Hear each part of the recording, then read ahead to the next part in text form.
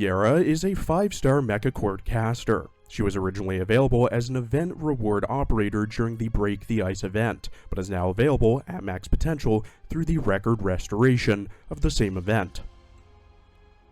Kjera has no combat experience whatsoever, likely due to serving as Enya, Pramanix, Silver Ash's attendant while she was the Saintess.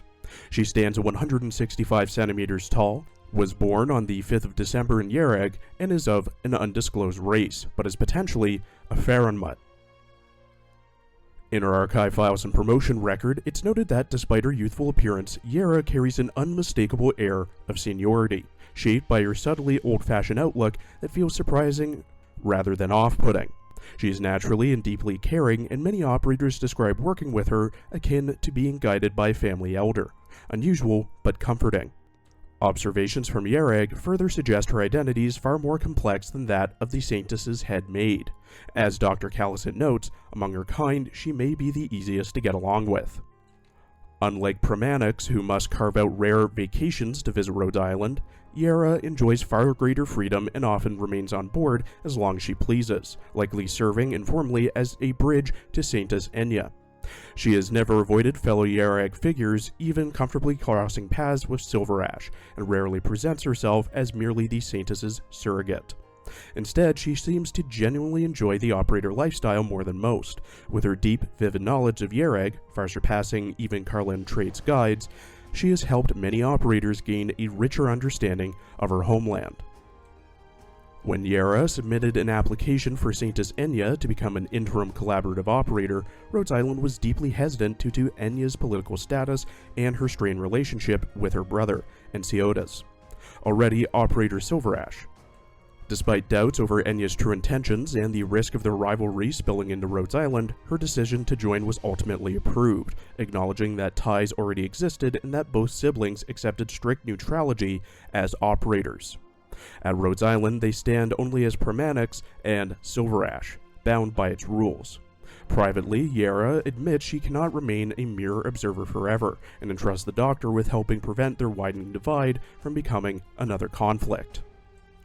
Addressing the Doctor, Kjera invites speculation on her true identity, insisting that who or what she is matters less than the question itself. Born alongside Yereg's people, she once believed the land and its faith defined the world, only to later realize that reliance flowed both ways, and that the future was never truly hers to command.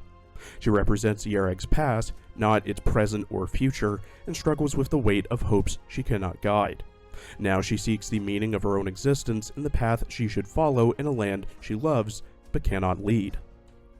Though Kjera never states it outright, the Doctor concludes she possesses near instantaneous movement within Yereg's borders, a fact that she openly confirms while noting the limitation.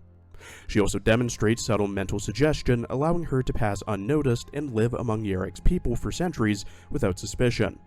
These abilities, clearly not Originum art, only deepen Rhodes Island's uncertainty about her nature. Her clear kinship with Nyan, marked by mutual recognition and curiosity, suggests a shared origin, raising further questions about their kind and the lives they lead. Kjera is confirmed to be non-infected. She has a cell originum assimilation of 0% and a blood originum crystal density of 0 parts per liter. The notes in her medical file state that Warfarin and Cal believe that people shouldn't be surprised by the lack of originum within her body, given what she actually is. In her character art, drawn by Ryuzaki Ichi, Kjera wears a white dress with triangle pattern and fringe at the bottom, underneath a black crop jacket with belt under her chest, necklace with blue stones and a gold ornament on her chest, black and white shawl with feathers in the same triangle pattern on her shoulders, black tights, and white loafers. She has 2 of her drones, which have holographic ice crystals in front of them, floating beside her. In her voice lines, voiced by Aya Hisakawa, who also voices Sailor Mercury and Sailor Moon, various characters in Crayon Shin-Chan and Detective Conan, Rem Save Rem and Trigun, Cerberus and Cardcaptor Sakura, Amala Sue and Love Hina, Yuki Soma in Fruits Basket, Minamo Kurosawa in Azumanga Daioh, Retsu Unohana in Bleach, Priscilla in Claymore, Sachiko Higashida in WW Working, Witch in Don't Hurt Me My Healer, Bulma in the recent Dragon Ball Super movies, Chai Jianhua in Soul Calibur, Melissa Herman in Ace Combat 6, Judith in some of the Tales of games, Lydia Agut in Valkyria Chronicles 3, Palutena in Kid Icarus Uprising and Super Smash Bros., Silva in Grand Blue Fantasy, Aaron Hod in The Legend of Heroes series, and Kaoru Sayama in Like a Dragon Infinite Wealth. Kjera plays the role of a maid very well. ここではイエラグの時みたいに思いのままにどこにでも出られるわけじゃないの。だから誰かに物を届けてほしいという話なら他の人にした方がいいわ。ドクター、小腹は空いていない？ロドスの厨房の使い方は覚えたから作ってあげられるのだけど。でも差し当たってはイエラグの料理だけね。チーズフォンデュなんてどう？経験に祈れば必ず通じ、真心は必ず報われる。本当にそんな便利なものが存在するのであれば、私も興味があるの。私？セーターを編むときすらよくミスするというのに、誰かの願いなんて叶えられるわけないでしょ。雪嵐の見物をしたいというのなら、見せてあげてもいいわ。ドクター、次にイエラグに行けたら、カランド山の頂に登ってみたくはない？山々の中で雲を突き抜ける絶天に立つのはいい心地よ。きっと気に入ってくれるわ。でもその前に凍え死ぬ可能性もあるわね。どうしましょう。エンヤの兄に対する態度ね。あなたもわかっていると思うけど、親しさの対義語は憎しみではなくて無関心なの。あの子は口ではああ言っているけど、実際のところはまだそこまでは。でも、この先どうなるかは、私にもわからないわ。82 level 80 with max trust, potential, talent, and module, Kjera has 1,577 HP, 382 attack, 121 defense, 20 resistance, a 70-second redeploy time, 20 DP cost, and has a 1.3 second attack speed. Her range is the standard range for a caster operator. At max trust, she gains plus 60 attack. At max pot, she gains minus 3 DP cost, minus 10 seconds to redeploy, and a buff to her talent. Her talent, Deference, at E2 pot 4, gives Kjera plus 13% attack, or plus 19% attack when there are 2 or more ground tiles within her attack range. Kjera has 2 base skills, with one being unlocked and the other upgraded at E2. Her first base skill, Clue Search Alpha, is upgraded to Snow Watcher at E2, making it so that when Kjera is assigned to the reception room, plus 10% clue search speed, and you're more likely to obtain Carlin Trade clues. Her second base skill, Yergander, which is unlocked at E2, increases the likelihood of finding Carlin Trade clues for every time you collect a non-Carlin Trade clue. Kjera's first skill, Attack Up Gamma, gains SP over time and is manually triggered, with all levels lasting for 30 seconds. Level 7 starts with 10 SP and requires 35 SP to proc, while M3 starts with 15 SP and requires 30 SP to proc.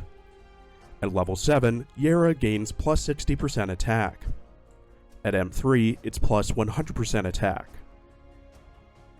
Her second skill, Unrestrained Heart, gains SP over time and is manually triggered. Both level 7 and M3 start with 20 SP and last for 25 seconds, with level 7 needing 44 SP to proc and M3 needing 40 SP to proc. At level 7, Kjera gains plus 1 drone and plus 40% attack. She then releases her drone to attack foes and grants herself and the drone a 20% chance to inflict cold for 2.5 seconds. At M3, it's plus 55% attack and a 22% chance to inflict cold for 2.5 seconds.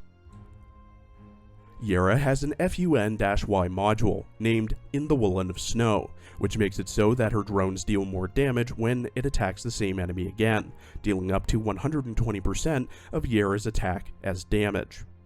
At module level 3, her talent, Deference, is fully upgraded, making it so that Kjera gains plus 21% attack or plus 27% attack when there are at least 2 ground tiles in her range. At pot 4.